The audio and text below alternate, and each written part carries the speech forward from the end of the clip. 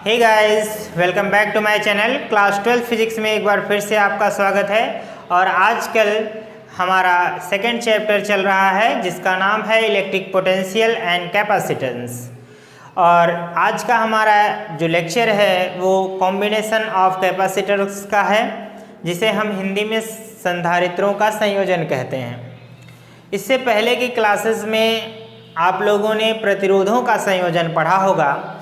यदि आपने प्रतिरोधों का संयोजन पढ़ा है तो संधारित्रों का संयोजन पढ़ने में आपको कोई भी प्रॉब्लम नहीं होगी। ये 10th क्लास की बात है। बिल्कुल जैसे हम प्रतिरोधों को संयोजित करते हैं यानी जोड़ते हैं, ठीक इसी तरह से हम क्या करेंगे, संधारित्रों को भी जोड़ेंगे। लोगों ने पिछले क्लासेस में प्रतिरोधों का संयोजन पढ़ा है, तो निश्चित रूप से आपको संधारित्रों का संयोजन पढ़ने में काफ़ी मदद मिलेगी। और ये लेक्चर बिल्कुल प्रतिरोधों के संयोजन की ही तरह है, ठीक है।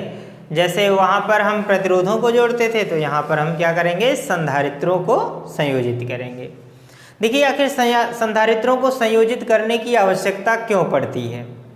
यदि आप लोगों ने मेरे कैपेसिटर्स के लेक्चर को अच्छे से देखा होगा तो आपको ये बात समझ में आ गई होगी कि संधारित्र अपने अंदर क्या करता है, ऊर्जा को कलेक्ट करता है। किस प्रकार की ऊर्जा को? इलेक्ट्रिक एनर्जी को, ठीक है। इलेक्ट्रिक एनर्जी को क्या करता है, वो अपने अंदर स्टोर करता है। यदि हमें और भी इलेक्ट्रिक एनर्जी की आवश्यकता पड़े तो हम एक से अधिक संधारित्रों को जोड़ सकते हैं। बस यही कॉन्सेप्ट है संधारित्रों को जोड़ने के लिए। अब इसमें हम देखेंगे कि हम संधारित्रों को कितने टाइप से जोड़ सकते हैं। हमारा फर्स्ट टाइप होगा श्रेणी क्रम संयोजन। तो शुरू करते हैं। पहला हमारा टाइप होगा श्रेणी क्रम संयोजन। श्रेणी क्रम संयोजन, और इसको इंग्लिश में कहेंगे हम सीरीज कॉम्बिनेशन। क्या कहेंगे बेटा? Series combination.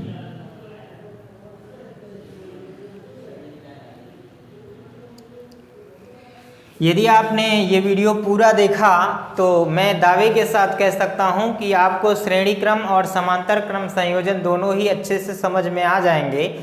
और ये बहुत आसान भी है और एग्ज़ाम पॉइंट ऑफ व्यू से काफ़ी इम्पॉर्टेंट भी है। तो सबसे पहले ये समझते हैं कि श्रेणी क्रम संयोजन होता क्या है, ठीक है। इसे समझते हैं, उसके बाद आगे समझते हैं। आप लोगों ने पीछे पढ़ा होगा कि संधारित्र होता क्या है। हम जानते हैं कि दो प्लेटें होती हैं इसमें, ठीक है, एक दूसरे से कुछ दूरी पर, ठीक है। अब हम समझते हैं एक प्लेट क्या होती है, धनावेशित होती है, और दूसरी प्लेट क्या होती है, ऋणावेशित हो जाती है प्रेरण के कारण, ठीक है। यदि हम पहली प्लेट को किसी स्रोत से या किसी बैटरी के द्वारा हम क्या करते हैं, चार्ज देते हैं इस प्लेट को प्लस, तो इस पर क्या होते हैं, प्रेरण के कारण माइनस चार्ज क्या होते हैं, आ जाते हैं। और इस सेकंड प्लेट के दूसरे साइड पर प्लस चार्ज भी आ जाते हैं। ये तो एक संधारित्र की बात हो गई। अब हम पढ़ने वाले हैं कि इसमें हम ढेर सारे संधारित्रों को जोड़ना चाहते हैं। ये हमारा श्रेणी क्रम संयोजन है। तो श्रेणी क्रम संयोजन में क्या करते हैं, एक संधारित्र की दूसरी प्लेट को, यानी पहले संधारित्र की दूसरी प्लेट को दूसरे संधारित्र के पहली प्लेट से जोड़ते हैं, ठीक है। इसे समझते हैं। यहाँ पर हमने मान लीजिए एक और संधारित्र बना दिया और एक और संधारित्र बना लेते हैं यहाँ पर, ठीक है। ये संधारित्र यानी जो कैपेसिटर है वो C1 है, इसे मान लेते हैं C2 है, और ये क्या है, C3 है। इस पर जब प्लस चार्ज आएगा, इसे हम अगर इसको ऐसे जोड़ दें तो इसका जो पॉजिटिव चार्ज है वो क्या होगा, इस तार के द्वारा कनेक्ट होकर इस पर आ जाएगा पॉजिटिव चार्ज। और प्रेरण के कारण यहाँ पर कोई कनेक्टिंग तार नहीं जुड़ा हुआ है, प्रेरण के कारण इस प्लेट की भीतरी हिस्से पर क्या आ जाएगा, माइनस चार्ज आएगा। फिर इस प्लेट को हम तीसरे के पहले से कनेक्ट करेंगे तो इस पर भी क्या हो जाएंगे, प्लस चार्ज आ जाएंगे। कैसे आ जाएंगे प्लस चार्ज, इस पर माइनस है तो इस साइड पर प्लस वाला आएगा ना, इसको कनेक्ट करेंगे तो प्लस चार्ज मूव करके इस पर आ जाएंगे। ठीक है, ध्यान रखना। उसके बाद फिर इस पर क्या आ जाएगा, माइनस चार्ज आ जाएगा और इधर भी प्लस आएगा। बट हम कहते हैं कि इसको अब इसके बाद सेपरेट है, इसको हम क्या करते हैं, पृथ्वी से जोड़ सकते हैं। आप सोच सकते हैं कि क्या सर हम 3 ही संधारित्रों को जोड़ेंगे, ऐसा नहीं है, हम बहुत सारे संधारित्रों को एक साथ जोड़ सकते हैं और जब भी लास्ट वाला संधारित्र होगा उसके लास्ट वाली प्लेट को हम क्या करेंगे, पृथ्वी के साथ कनेक्ट कर देंगे। बात आ गई समझ में, ये सारी बातें हैं। और आप एक बात और समझते हैं, हमने इसे क्यू चार्ज दिया है, तो क्यू चार्ज अगर इसको दिया है तो जो चार्ज इस पर आएगा उतने ही आवेश इस पर भी आएंगे, अब वही आवेश इस पर भी ट्रांसफ़र हो रहे हैं, है ना। यानी जो चार्ज हमने इसको दिया है वही आवेश सभी संधारित्रों पर समान रूप से क्या हो जाएंगे, वितरित हो जाएंगे, यानी बट जाएंगे।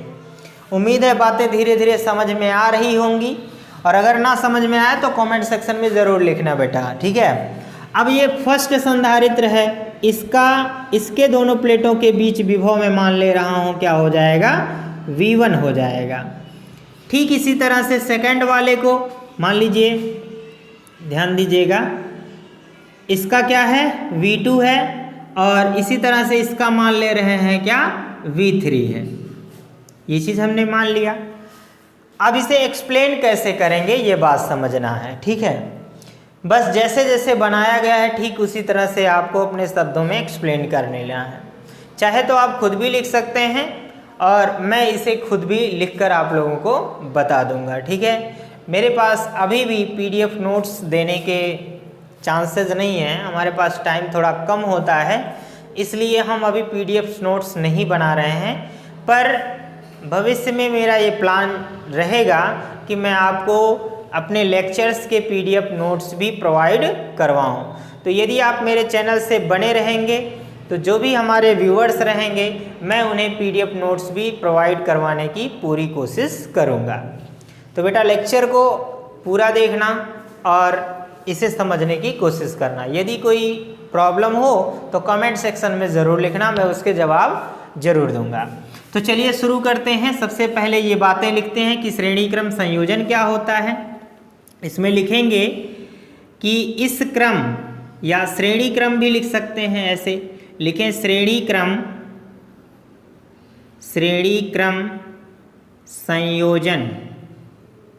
संयोजन में संधारित्र, पहले संधारित्र लिखें, संयोजन में पहले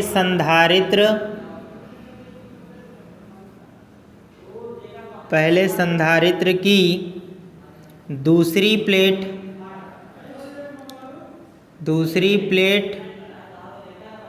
को दूसरे संधारित्र की पहली प्लेट से तथा दूसरे संधारित्र की दूसरी प्लेट को तीसरे संधारित्र की पहली प्लेट से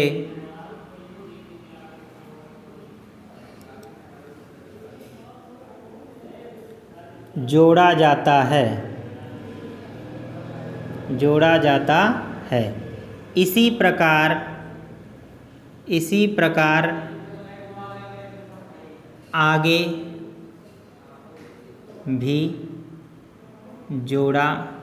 आगे भी और संधारित्रों को जोड़ा जा सकता है, जोड़ा जा सकता है। ठीक है, बिल्कुल आसान है, मैंने कुछ नहीं लिखा है, सिर्फ इसी जो फिगर को एक्सप्लेन किया है। कैसे? देखिए, पहले संधारित्र की दूसरी प्लेट को दूसरे संधारित्र के पहले प्लेट से जोड़ दिया और दूसरे संधारित्र को तीसरे संधारित्र के पहले प्लेट से जोड़ दिया और लास्ट में क्या किया मैंने, इस तीसरे संधारित्र के अंतिम प्लेट को क्या किया मैंने, पृथ्वी से कनेक्ट कर दिया, पृथक्कृत कर दिया। ठीक है, ये चीज़ जोड़ा जा सकता है, ये कर लेंगे और ये लिख लें। और अंतिम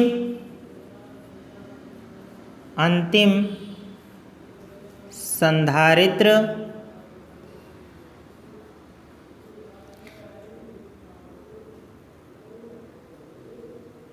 के दूसरी प्लेट को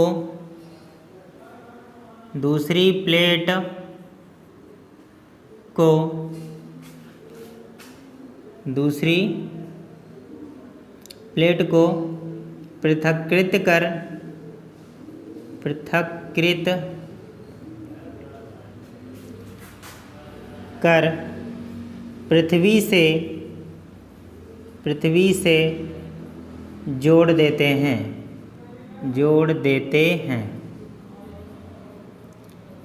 ठीक है, इस तरह से अब ये बातें हो गई, ये जोड़ने का नियम है। अब मान लीजिए इस चीज़ को जो जोड़े हैं इसको थोड़ा सा और एक्सप्लेन करें। ऐसे लिखें कि माना कि C1 C2 व C3 C1 C2 व C3 तीन संधारित्र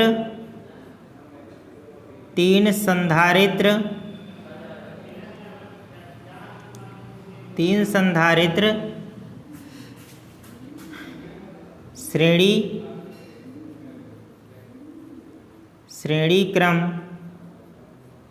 में जोड़े गए हैं। ठीक है, तीन संधारित्र श्रेणी क्रम में जोड़े गए हैं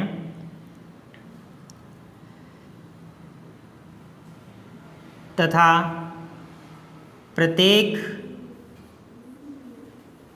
का विभव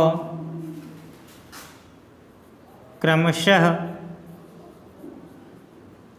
V1 V2 व V3 है। माना पहले संधारित्र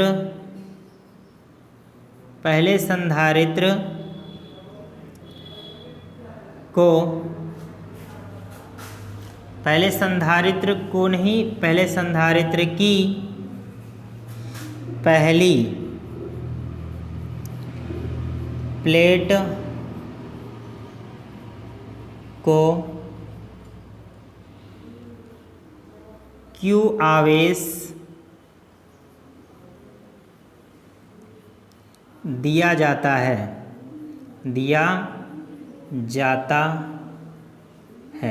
ठीक है, तो सभी में एक जैसा ही आवेश दिया गया है। अब हम इसे थोड़ा मैथमेटिकली अगर लिखें तो क्या लिख सकते हैं?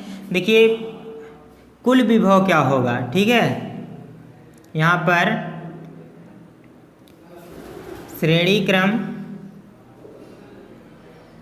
संयोजन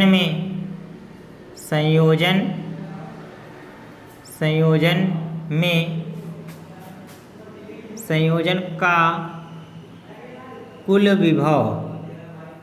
विभव क्या हो जाएगा? ध्यान देना, ये हो जाएगा V बराबर, कुल विभव जोड़ेंगे तो एक विभव के बराबर मान लें, तो विभव V बराबर क्या हो जाएगा?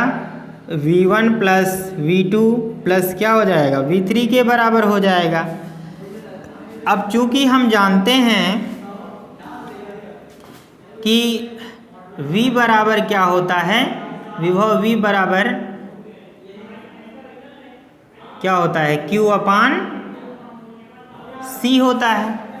क्या हो जाएगा, विभव V बराबर क्या होता है Q अपान C होता है, या आप कहें C बराबर क्या होता है Q अपान V के होता है। तो सिंपल सी बात है, अगर V बराबर क्या है Q अपान C के है तो मैं लिख सकता हूं कि V1 बराबर क्या हो जाएगा Q अपान C1 और V2 बराबर हो जाएगा Q अपान C2 और ठीक इसी तरह से V3 बराबर हो जाएगा Q अपान C3। अब इन मानों को क्या करें, समीकरण इसमें रख दें, यहाँ पर लिख दें समीकरण 1 में रखने है ना। तो यहाँ पर लिखेंगे समीकरण 1 से, समीकरण 1 से देखेंगे तो V बराबर ये Q अपान C है, तो यहाँ पर लिख सकते हैं Q upon C is equal to V1 बराबर क्या हो जाएगा Q अपान C1 प्लस क्या हो जाएगा Q अपान क्या हो जाएगा C2 प्लस Q अपान क्या हो जाएगा C3 हो जाएगा। सभी में एक ही आवेश है इसलिए ऐसा ही किया जा रहा है। तो ये हो जाएगा Q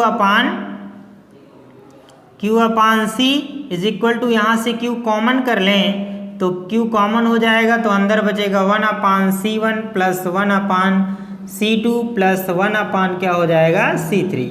इस तरह से कर लेंगे। अब यहाँ पर देखिए इस Q से ये Q कट जाए तो इसको हम यहाँ पर लिख दे रहे हैं, एक बटा क्या हो जाएगा C बराबर 1 बटा C1 प्लस हो जाएगा 1 बटा C2 प्लस हो जाएगा 1 बटा C3। तो ये होता है हमारा श्रेणी क्रम संयोजन में संधारित्र की धारिता का फॉर्मूला हो जाएगा। अब यहाँ पर इस सूत्र को अगर हम एक्सप्लेन करना चाहें तो हम ये कहेंगे कि श्रेणी क्रम संयोजन में संधारित्रों की कुल धारिता का व्युत्क्रम, देखिए यहाँ पर व्युत्क्रम है, कुल धारिता का व्युत्क्रम उनके अलग अलग धारिताओं के व्युत्क्रम के योग के बराबर होता है। आप चाहें तो इसे शब्दों में यहाँ पर एक्सप्लेन कर सकते हैं वीडियो को रिवाइंड कर करके, ठीक है। तो ये था हमारा श्रेणी क्रम संयोजन यानी सीरीज कॉम्बिनेशन। उम्मीद है सभी को पसंद आया होगा और ये हमने इसका नोट्स भी बना दिया है, तो स्क्रीनशॉट लेकर आप इसका नोट्स बना सकते हैं, ठीक है। तो ये आपको ध्यान रखना है। इसके बाद जब हम आप लोगों को समांतर क्रम संयोजन पढ़ाएंगे तो उसमें आप याद रखना, बिल्कुल ऐसे ही एक्सप्लेनेशन देना है आपको, हम बता देंगे और आप उसे क्या करिएगा, मेरे द्वारा बोले गए शब्दों के जरिए नोट कर लीजिएगा। देखिए इतना बड़ा लिखने में थोड़ा ज़्यादा टाइम लगता है, इसलिए हम चाहते हैं कि वीडियो लंबा ना हो, इसलिए थोड़ा शॉर्ट करना चाहेंगे। और मुझे उम्मीद है कि यदि आपने इसे लिखा है तो अगले भी कॉम्बिनेशन को आप आसानी से ऐसे ही एक्सप्लेन कर सकते हैं, बिल्कुल आसान है। तो आप इसका लीजिए एक स्क्रीनशॉट, फिर मैं अगला सीरीज शुरू करता हूँ। स्क्रीनशॉट ले लिया, चलिए शुरू करते हैं। अब यहाँ पर देखेंगे इसे हम मिटाएंगे, ठीक है। यहाँ पर देखिए इसे हम मिटा देंगे, यहाँ पर इतनी चीज़ों को हम मिटा दे रहे हैं जिसकी ज़रूरत नहीं है।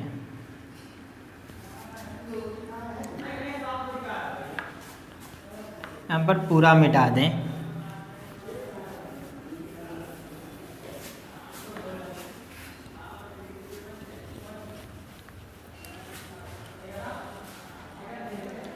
तो अब यहाँ पर देखेंगे हमारा जो अगला कॉम्बिनेशन होगा ये होगा हमारा समांतर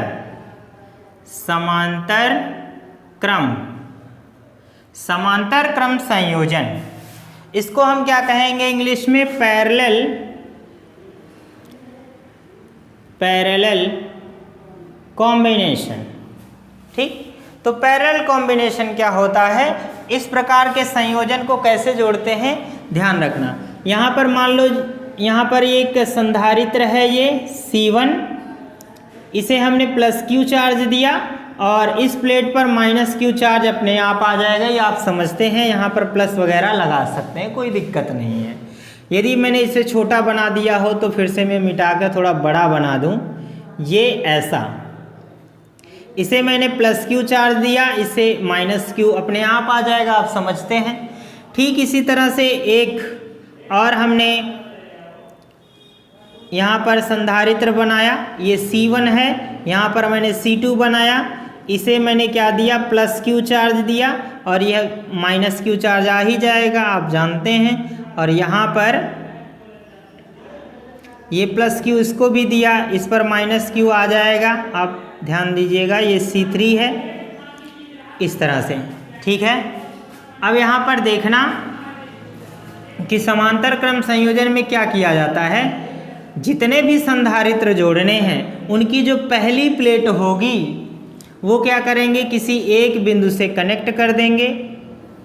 किसी एक बिंदु से यहाँ पर मान लीजिए कनेक्ट कर दिया आपने, यहाँ पर मान लीजिए यह बिंदु है आपका A है, और इसी तरह से इसको भी कनेक्ट कर देंगे किसी दूसरे बिंदु से, ठीक है। ये सपोज ये B बिंदु है और इसको हम क्या करते हैं, पृथ्वी से भी फिर से कनेक्ट कर देंगे, आप समझते हैं, कोई प्रॉब्लम नहीं। इसे हमने क्या किया, किसी स्रोत के द्वारा यानी किसी बैटरी के द्वारा हमने क्या दिया, आवेश दिया। यहाँ पर मैंने Q चार्ज दिया। अब ये क्या होगा, यहाँ से आने के बाद, ठीक है, यहाँ से आने के बाद ये चार्ज यहाँ पर ध्यान दीजिएगा, इस तरह से मान लीजिए एक आदमी है, थोड़ा सा भुलक्कड़ टाइप का है, वो जा रहा है किसी रास्ते से। अब नया नया आदमी है, वो उसके सामने एक जंक्शन पे पहुंचता है, मतलब एक चौराहे पर पहुंचता है, उसको 3 रास्ते मिल गए। अब वो किस पर जाए, इस पर जाए या इस पर जाए, इस पर जाए, तो कंफ्यूज हो जाएगा। ठीक इसी तरह से चार्ज भी है। मान लीजिए हमने चार्ज की कुछ मात्राएं इस पर दी, तो इसमें से कुछ चार्ज तो इधर चले जाएंगे। सपोज ये C1 है तो इसे Q1 दे दिया गया। अब यहाँ पर जाएगा ये C2, तो मान लेते हैं इसे Q2 चार्ज मिला, और इस पर जो है Q3 चार्ज मिल जाएगा, ठीक है। तो ये चार्ज Q जो हमने दिया है जितना, वो सब यहाँ पर बढ़ जाएगा, फिर इस पर भी उतने ही माइनस चार्ज आ जाएंगे, आप समझते हैं। फिर मैंने इस पर इधर इस साइड में प्लस आएगा, कनेक्ट किया, ये पृथ्वी में चला जाएगा। ये सारी बातें पुरानी हैं, बहुत आसान है, बहुत आसान है सर जी, बहुत आसान नहीं है, कठिन है, ठीक है, बिल्कुल आसान है, कोई बात नहीं, जस्ट जोकिंग। अब यहाँ पर ये तीनों संधारित्र क्या हैं, 2 ही बिंदुओं के बीच हैं, इसलिए इनका जो विभव होगा वो क्या होगा, समान होगा। तो यहाँ पर जो विभव है हम मान ले रहे हैं क्या है, विभव का मान समान है, ध्यान रखना, ये V हो जाएगा। आ गई बात समझ में। तो देखिए इसे कैसे सॉल्व करेंगे और कैसे लिखेंगे। अच्छा एक बात और समझना, यहाँ पर ये डेप्थ में कंसेप्ट रहेगा। हम समझते हैं क्या हमेशा ऐसे ही जोड़ेंगे, एक संधारित्र यहाँ लगाएं, उसके नीचे एक संधारित्र यहाँ लगाएं, फिर एक संधारित्र यहाँ लगाएं, क्या ऐसा ही होगा हमेशा? बिल्कुल नहीं। एक बात ध्यान रखना, संधारित्र को जोड़ने का जो कंसेप्ट है वो ये कहता है कि प्रत्येक संधारित्र की पहली प्लेट को एक बिंदु से और दूसरी प्लेट को किसी दूसरे बिंदु से जोड़ना है, बस इतना आपको ध्यान रखना है। अगर मैं चाहूँ तो इस संधारित्र को यहाँ पर बना सकता हूँ, इस संधारित्र को यहाँ पर बना सकता हूँ, और इस संधारित्र को कहीं और भी बना सकता हूँ यहाँ पर। बस हमें ध्यान क्या रखना है, ध्यान ये रखना है कि सभी का जो फर्स्ट प्लेट होगा वो किसी एक बिंदु से, यहाँ से मैंने जोड़ दिया, इसको यहाँ से जोड़ दिया, और इसको और इसको किसी दूसरे बिंदु से जोड़ दिया, तो ये भी क्या होगा, समांतर क्रम संयोजन ही होगा। बस कंसेप्ट आपको समझना है कि पहली प्लेट को फर्स्ट बिंदु एक ही बिंदु से जोड़ेंगे, बस ये ध्यान देना है। समझ गए होंगे। तो ये चीज़ हमने लिख दिया। अब आप समझिए थोड़ा सा, यहाँ पर लिखना कैसे है आपको। सबसे पहले यहाँ पर अपने शब्दों में एक्सप्लेन करेंगे। क्या चीज़ एक्सप्लेन करेंगे, बिल्कुल पहले की तरह। कैसे करोगे, ध्यान दो। लिखोगे समांतर क्रम संयोजन में प्रत्येक संधारित्र के पहली प्लेट को किसी एक बिंदु से तथा दूसरी प्लेट को किसी दूसरे बिंदु से जोड़ देते हैं, तो इस क्रम को हम समांतर क्रम संयोजन कहते हैं। ये हो जाएगा। अब यहाँ पर फिर से आप एक चीज़ और लिखना, क्या, माना C1 C2 व C3 संधारित्र धारिता के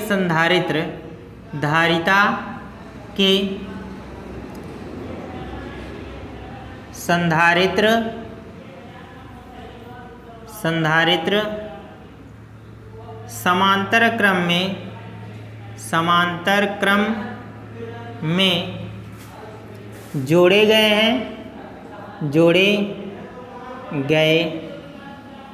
हैं। ठीक है, गए हैं। माना, या ऐसे लिखिए, तथा प्रत्येक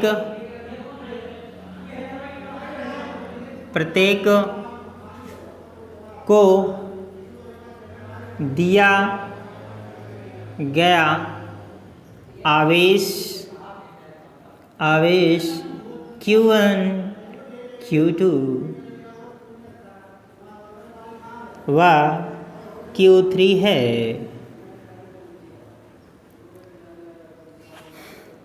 तथा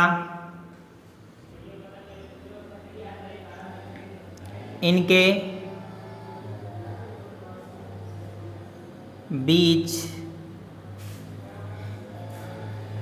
विभवांतर V समान है या बराबर है। ये चीज़ आप लिख लेंगे।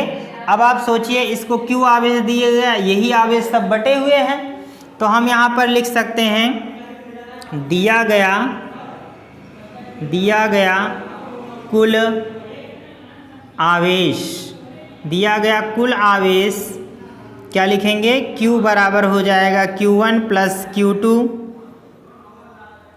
प्लस क्या हो जाएगा, Q3 हो जाएगा।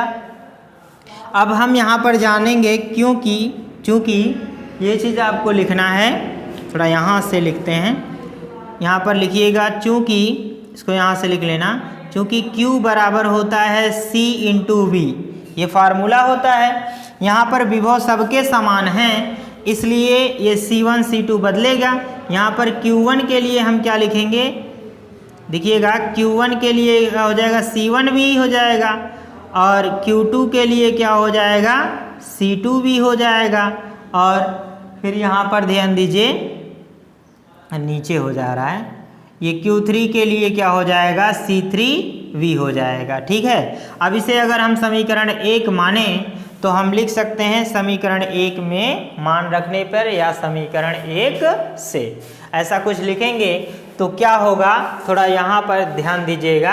यहाँ पर लिखेंगे समीकरण 1 से, तो समीकरण 1 से क्या होगा बेटा, देखो समीकरण 1 में इन सब वैल्यूज़ को पुट करें तो Q की जगह पे CV रखना होगा, तो ये हो जाएगा हमारा CV is equal to C1V plus हो जाएगा C2V प्लस हो जाएगा C3V हो जाएगा।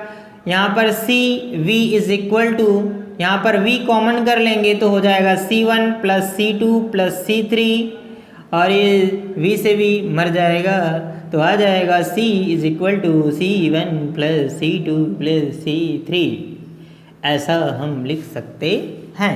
बिल्कुल मज़ा आ रहा है दोस्तों, नहीं मज़ा आए तो क्या कर सकते हैं, डिसलाइक कर देना भाई, पर अगर पसंद आ रहा हो तो लाइक ज़रूर करना। ठीक है, यदि आप विजन साइंस से रिलेट कर रहे हैं, आपको विजन साइंस पर भरोसा है, तो लाइक ज़रूर कर दिया करो यार, हमें भी पसंद आएगा।